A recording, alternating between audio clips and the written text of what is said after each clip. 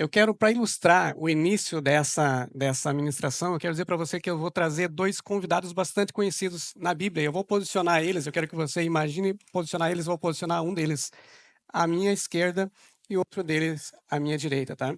O título dessa ministração é O Dia da Mudança.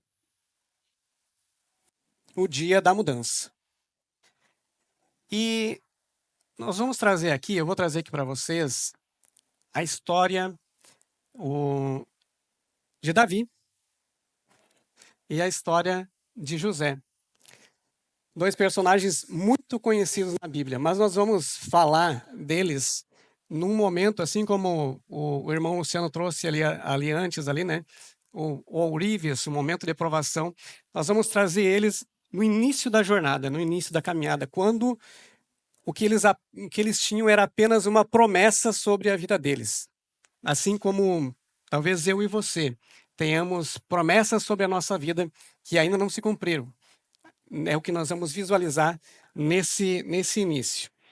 O que você vai ver no início dessa jornada deles é um tempo de provação. Talvez você, em algum momento, em algum período, né, da sua vida, já tenha passado por um momento de humilhação, já se sentiu rejeitado, já se sentiu acusado injustamente, injustiçado, já se sentiu com medo. Talvez você já tenha passado por alguma situação em que você se deparou com algo que te colocou com as mãos suadas, com tremer, com o coração palpitando. E às vezes a gente não percebe que isso também aconteceu com os grandes homens de Deus. Nós só vemos, por vezes, né, os milagres acontecendo, os milagres do Senhor, e quando isso acontece nas nossas vidas, nós nos perguntamos por que isso está acontecendo. Então, hoje, nós vamos falar como Deus transforma essas situações, né, esses períodos de dificuldade, em dias de mudança, o dia da mudança. Nós veremos como ele usou esses momentos na vida de grandes homens da Bíblia para manifestar o seu propósito e como ele deseja fazer isso comigo e com você também. E o versículo-chave para essa ministração, ele está em Jeremias 29, 11, que diz: Porque sou eu que conheço os planos que tenho para vocês, declara o Senhor. Planos de fazê-los prosperar, não de causar dano.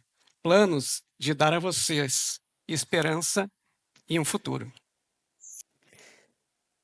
E eu quero aproveitar que nós estamos num grande número de pessoas aqui, e que você possa dizer para o seu irmão aí, para a sua irmã do seu lado aí, né? Deus tem um plano. Deus tem um plano. Amém. Quantos aqui acreditam que Deus é capaz de transformar a sua vida num instante? Eu tenho um irmão que me visitava sempre aqui, que subiu aqui antes na abertura, o Rogerinho, ele sempre me dizia, né? Mano, Deus é capaz de transformar a sua vida num instante, né? Isso, né, nos fortaleceu muito no início. E Deus, ele tem propósitos e planos que são muito maiores, né, do que nós podemos imaginar e pensar. E o dia da mudança, ele é aquele dia em que há uma transformação. E na maioria das vezes, isso ocorre fora do planejado. Nós planejamos, nós fazemos planos, nós vimos aqui as ministrações nesse início de ano, né, para nós fazermos planos, para nós planejarmos, mas na maioria das vezes, né, as grandes mudanças, né, nas nossas vidas, as grandes mudanças com os homens de Deus aconteceu de forma inesperada, de repente, né? Não foi algo planejado. E nós vamos ver aqui então que durante essa ministração nós vamos ter 3 pontos, né? Nós vamos ter o ponto de partida, vai ser o primeiro ponto, a preparação e o propósito. E o primeiro versículo que eu vou trazer aqui para nós ilustrarmos então esses 2 personagens, né? O que ocorre no início é no dia a dia, numa tarefa do cotidiano, obedecendo aos seus pais. Eles são jovens. Nesse retrato aqui desses versículos, Um deles, Davi, tem 15 a 16 anos, José tem aproximadamente 17 anos de idade. Eles bem poderiam estar aqui no grupo de jovens da Igreja Resgate. Amém? Vamos ver então, se você quiser acompanhar na sua Bíblia aí, essa história ela se passa em 1 Samuel 17. Mas eu quero destacar aqui os versículos 17 e 18 para vocês, tá? Nessa ocasião, Jessé disse a Davi, o seu filho: pegue um efa de grãos torrados e 10 pães e leve-os depressa aos seus irmãos no acampamento. Leve também esses 10 queijos ao comandante da unidade deles. E aí eu quero que você se atente na parte final desse versículo, tá? Veja como estão os seus irmãos e traga-me alguma garantia de que estão bem. Né? Nós vemos que é uma incumbência não muito difícil de ser cumprida. Né? O seu pai pediu, né, para que ele fosse levar até lá. Então grava bem o final. Né? Vá ver como estão os seus irmãos lá. Essa história, essa ordenança, né, em relação a Davi, ela se passa há aproximadamente uns 3.000 anos atrás. Isso aqui é datado de aproximadamente 1000 antes de Cristo, tá? Então nós temos Davi aqui à minha esquerda. Nós vamos fazer um salto aqui, né, temporal à direita, cerca de 900 anos antes, em Gênesis 37, 13 e 14. E Israel disse a Jessé: como você sabe, os seus irmãos estão apacentando os rebanhos perto de Siquém. Venha aqui, pois vou enviá-los até eles. Sim, senhor, respondeu ele. O pai lhe disse: observe, vá ver se está tudo bem com seus irmãos e com os rebanhos e traga-me notícias. É a mesma instrução, praticamente, né? O primeiro ali, o jovem ia levar mantimento, só a mais ali. Nos dias de hoje seria como pedir para levar uma marmita ali, né? É uma tarefa bem simples de ser executada. E esses dois eventos, né, muito semelhantes, né? Eles são um dia de mudança na vida desses dois personagens. Como eu disse, eles tinham apenas uma promessa até aqui. Então nós temos o ponto 1, que é o ponto de partida. Um certo dia, então, eu vou retratar para vocês o que aconteceu, então, em relação a cada um deles nesse dia. Nesse dia que está retratado, está colocado nos versículos. Um certo dia, Jessé pediu a seu filho, então, Davi, que fosse levar mantimentos aos seus irmãos e ver como eles estavam. Essa tarefa não tem nada a ver com a vida de Davi, tá? Davi, ele era um pastor de ovelhas, ele pastoreava um rebanho, inclusive para seguir a ordem do pai dele, né? Ele teve que pedir para alguém ir lá cuidar do rebanho, e ele foi, então, até o acampamento aonde estavam os irmãos deles, os irmãos dele. Os irmãos dele estavam no campo de batalha, né? Estava ali no exército dos israelitas, o exército de Saul. Chegando lá, Davi, ele se depara com uma situação um tanto inusitada. Há 40 dias, né, um gigante atormentava, amedrontava e desafiava o exército do rei Saul. Ele tinha 2,90 metros de altura. Para mim, ter 1,5 metro, deve ser mais ou menos da altura dessa caixa de som aqui, né? Com 2,90 metros de altura tinha esse gigante. E ele estava desafiando, né? Ele gritava lá, ele chegou bem na hora que isso estava acontecendo, né? E ele viu o gigante gritar, né? Levanta um de vocês aí e vem guerrear comigo. Aquele que sair vencedor, ele vence a batalha. Não precisa nós guerrearmos os exércitos, né? Aquele que sair vencedor vence a batalha. Naquele dia, Davi sairia dali nos braços, né, do povo, celebrado como vitorioso daquela batalha.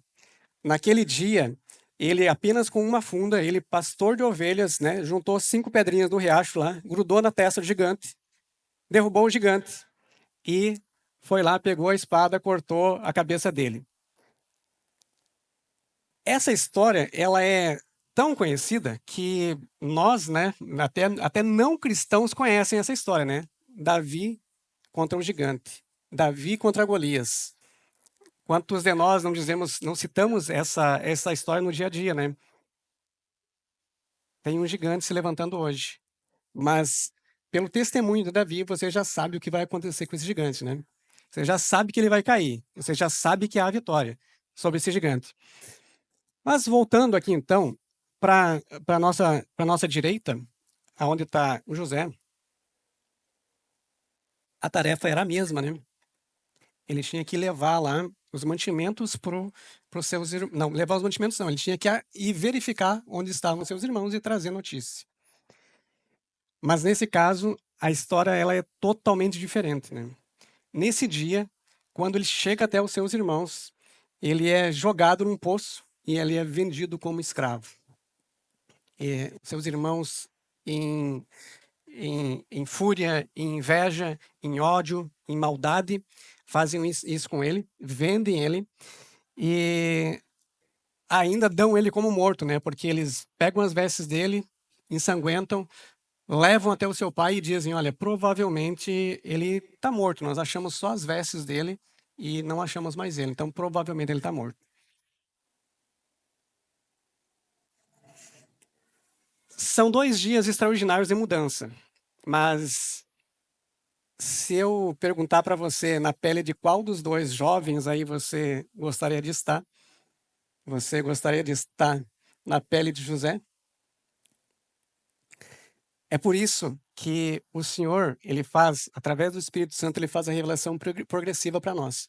Porque se ele nos contasse tudo o que aconteceria na nossa vida, do início ao fim, muito provavelmente eu desistiria antes mesmo de começar. Eu não sei você, mas nessa situação ela é um pouquinho delicada.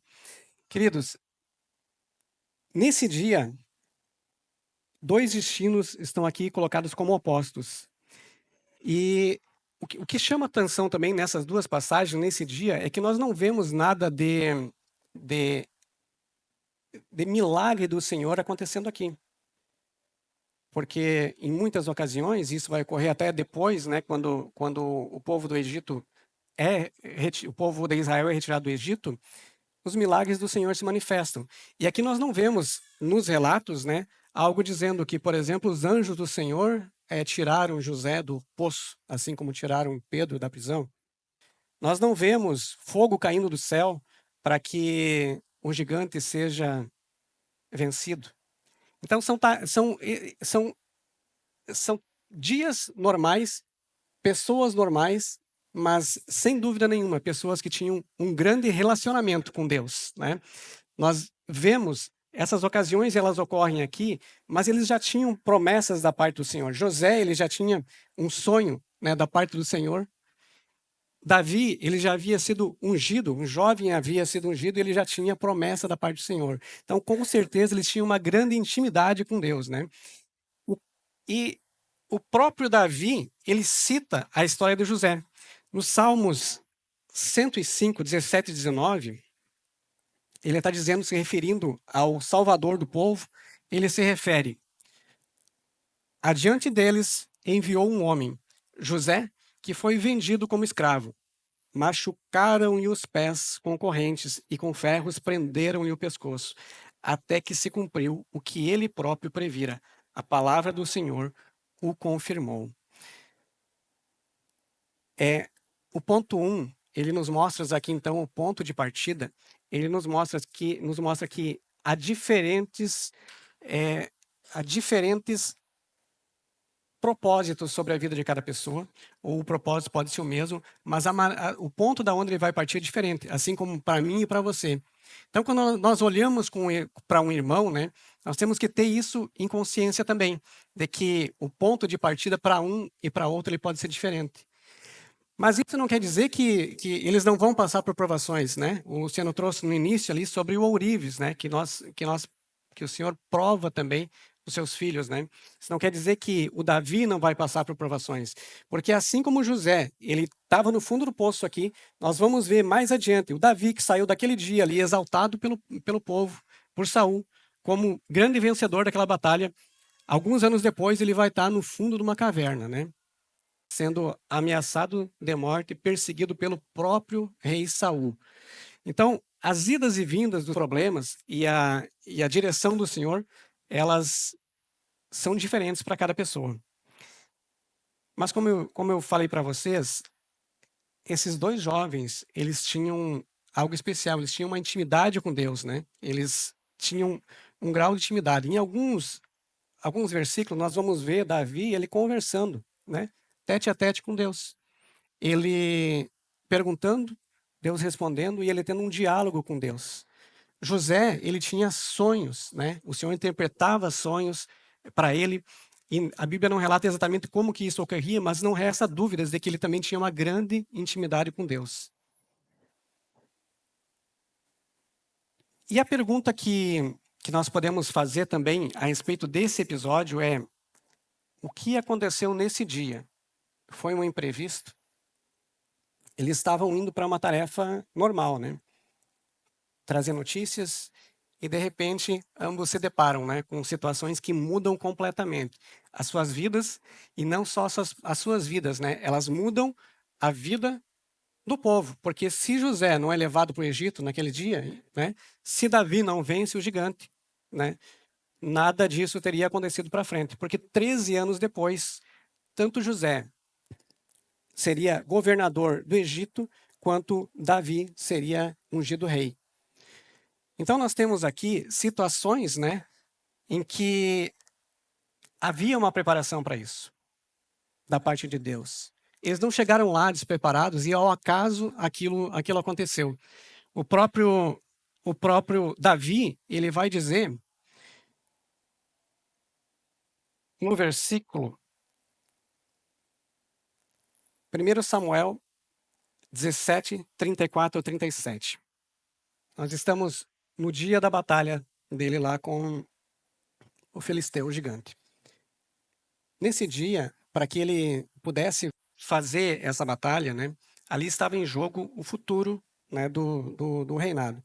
Para que ele pudesse fazer essa batalha, ele teve que convencer o rei Saul de que ele tinha habilidades para aquilo.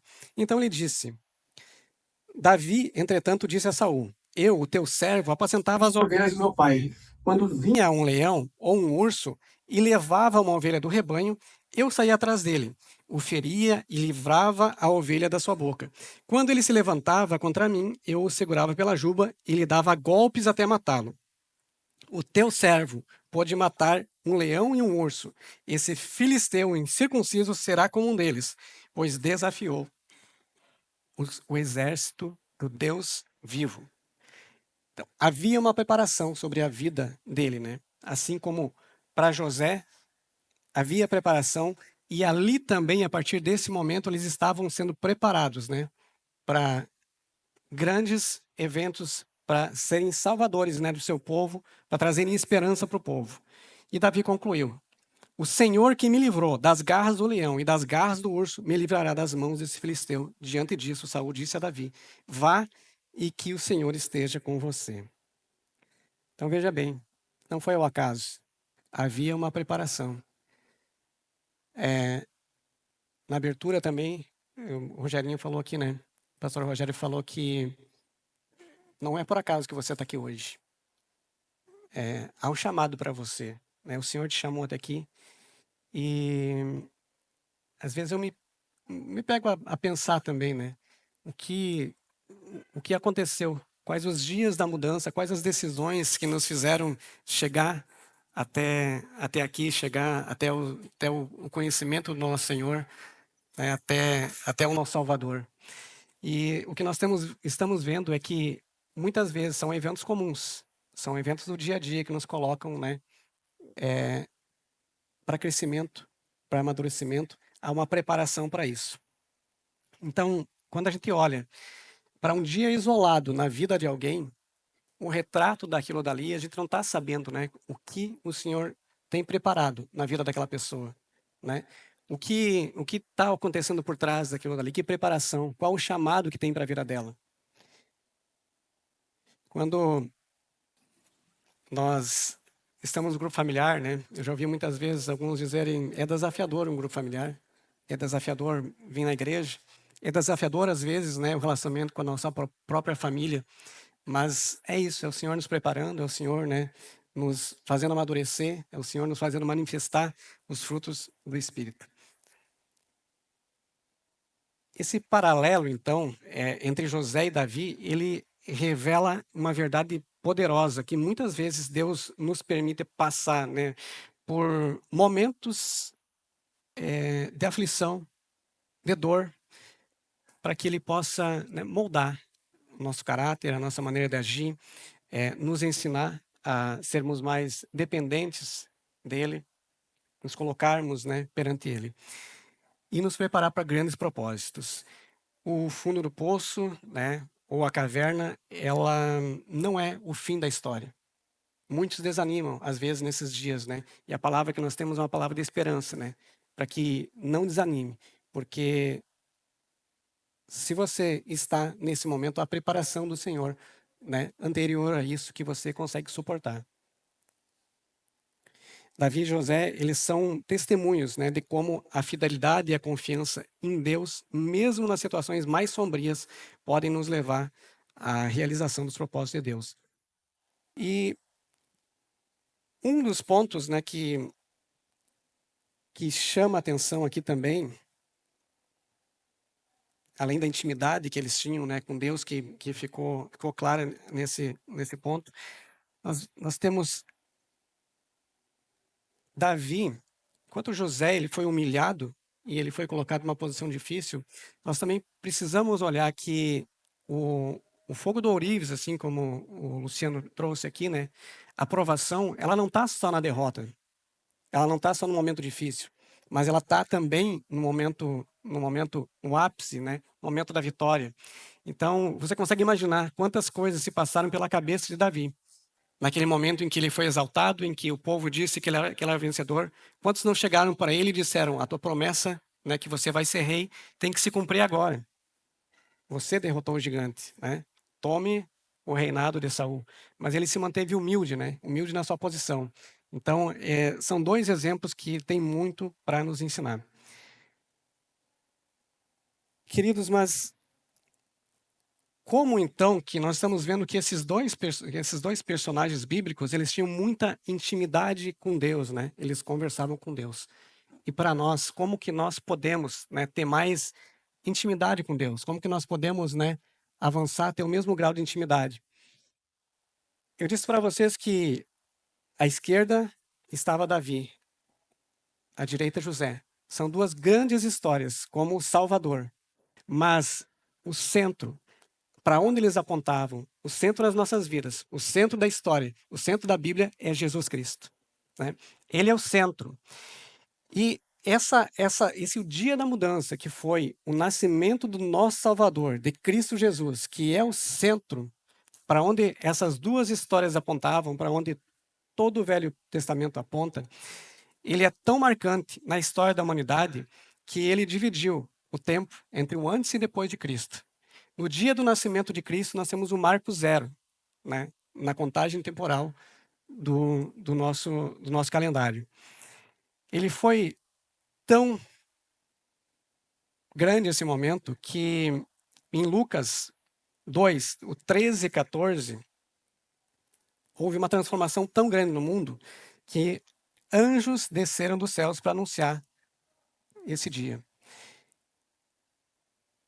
A passagem diz: de repente, uma grande multidão do exército celestial apareceu com um anjo louvando a Deus e dizendo: glória a Deus nas alturas e paz na terra aos homens, aos quais ele concede o seu favor. O nascimento de Jesus, ele foi um divisor. E a Bíblia diz que todo aquele que confessar com a sua boca o nome do Senhor Jesus e crer no seu coração que ele é o Senhor, é feito filho de Deus. E com isso, o Espírito Santo do Senhor passa a habitar em nós. essa presença do Senhor, essa intimidade com o Senhor, ela tem crescimento a partir desse momento. O próprio Jesus, conversando com Nicodemos, diz para Nicodemos, para que você possa acessar, para que você possa acessar o reino de Deus, é necessário nascer de novo. Mas que nascimento é esse? É o nascimento no Espírito. E eu quero trazer um versículo lá do princípio para você entender melhor isso aqui. Em Gênesis, né, o Senhor, ele criou o homem. Mas antes disso, ele já tinha preparado tudo. Então, nós estamos vendo aqui que para esses personagens e para as nossas vidas, há uma preparação da parte de Deus para tudo. Quando Deus criou o homem, ele já tinha tudo preparado, né? Ele já tinha a terra, já tinha o jardim, já tinha as plantas, já tinha as árvores, estava tudo preparado. E ele também fez uma ordenança para o homem. E nós vamos ver isso em Gênesis 2, 16 ao 18. E o Senhor Deus ordenou ao homem: coma livremente de qualquer árvore do jardim, mas não coma da árvore do conhecimento do bem e do mal, porque no dia em que comer dela, certamente você morrerá. Então o Senhor Deus disse: não é bom que o homem esteja só. Farei para ele uma aliada que lhe seja semelhante. E então Deus fez a mulher. Eu não sei exatamente o que aconteceu aqui, se foi uma falta de comunicação ou não, mas a serpente enganou a mulher. Eu não sei se o Davi, se o Adão não contou bem para ela o que era, mas ela enganou a mulher. E a mulher comeu o fruto. Ela morreu? Não. Adão comeu o fruto. Ele morreu? Não.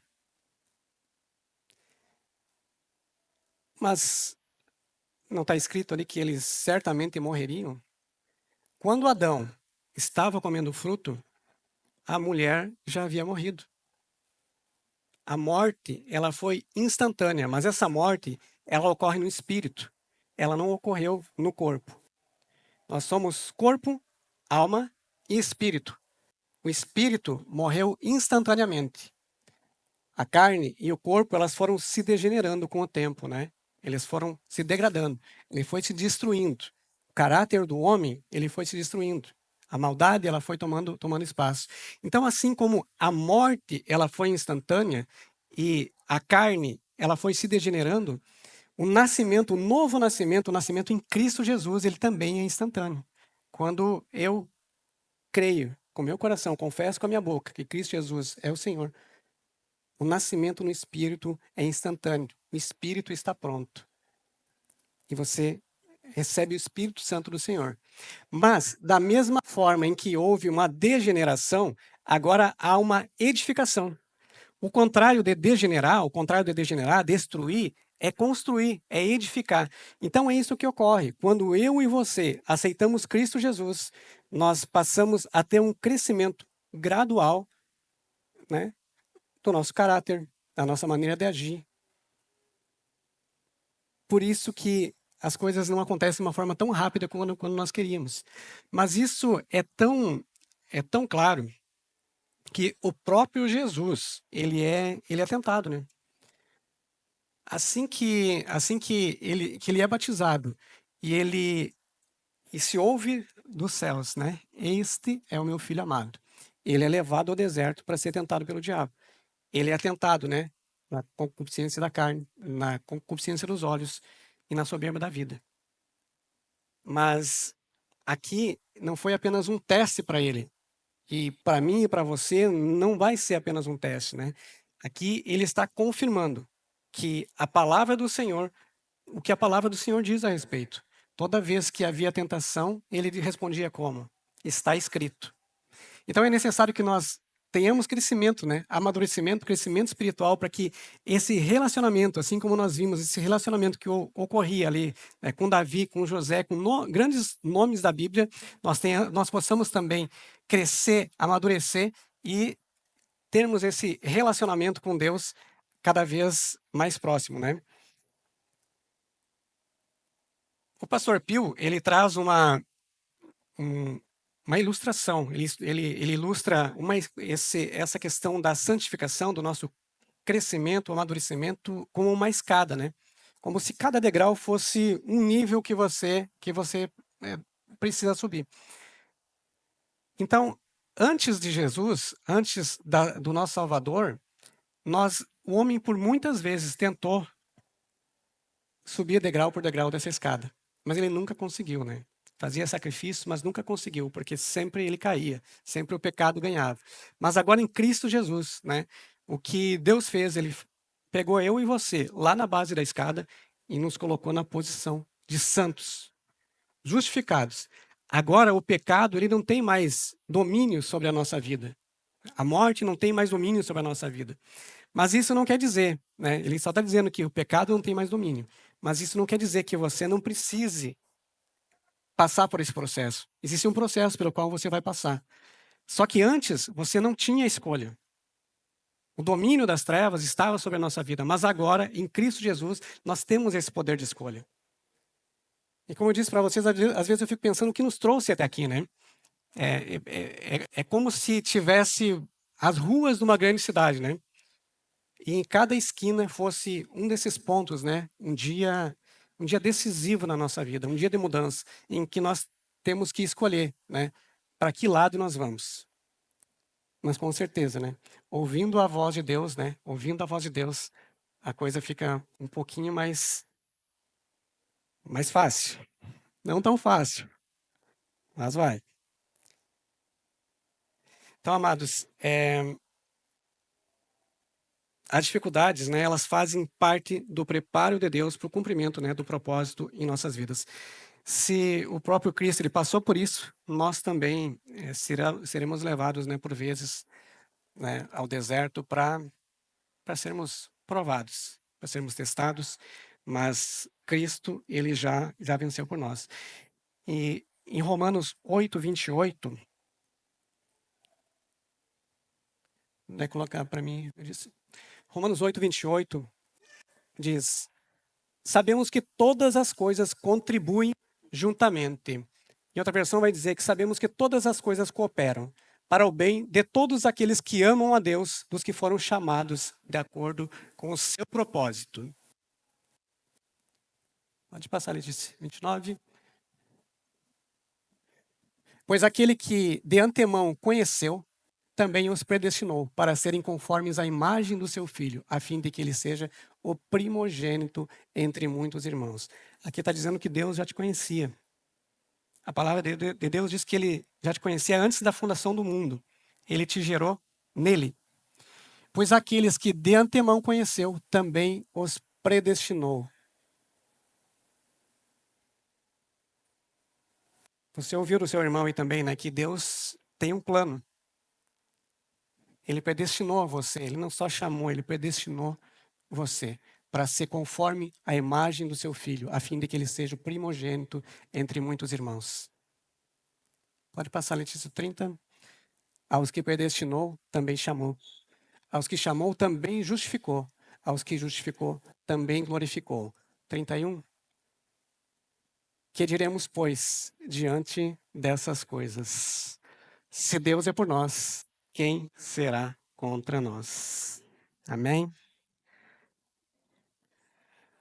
Amados, então, participar do corpo de Cristo, ele é desafiador. Participar do grupo familiar é desafiador. Mas essas questões do cotidiano, né, elas têm muito, né, do Senhor preparando eu e você. Ferro com ferro se afia. E eu vou agora para o ponto 3, que é o propósito, né? Nós vimos, então, o ponto 1, que existe um ponto de partida, e ele é distinto, né, para mim e para você, assim como foi ali para José e para Davi. Nós vimos que existe uma preparação da parte de Deus, né, para que a gente possa enfrentar essa jornada aí. Existe um amadurecimento, um crescimento espiritual e existe um propósito. E esse propósito é revelar a Cristo Jesus. Esse propósito, quando eu e você nos deparamos, né, com os desafios,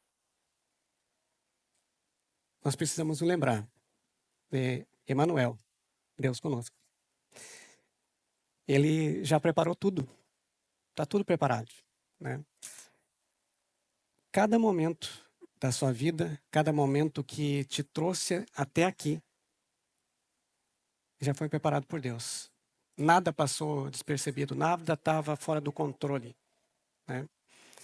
E Ele quer que eu e você possamos ir além do ponto que nós chegamos hoje. Que nós não nos contentemos com aquilo que nós chegamos, aonde nós chegamos, né?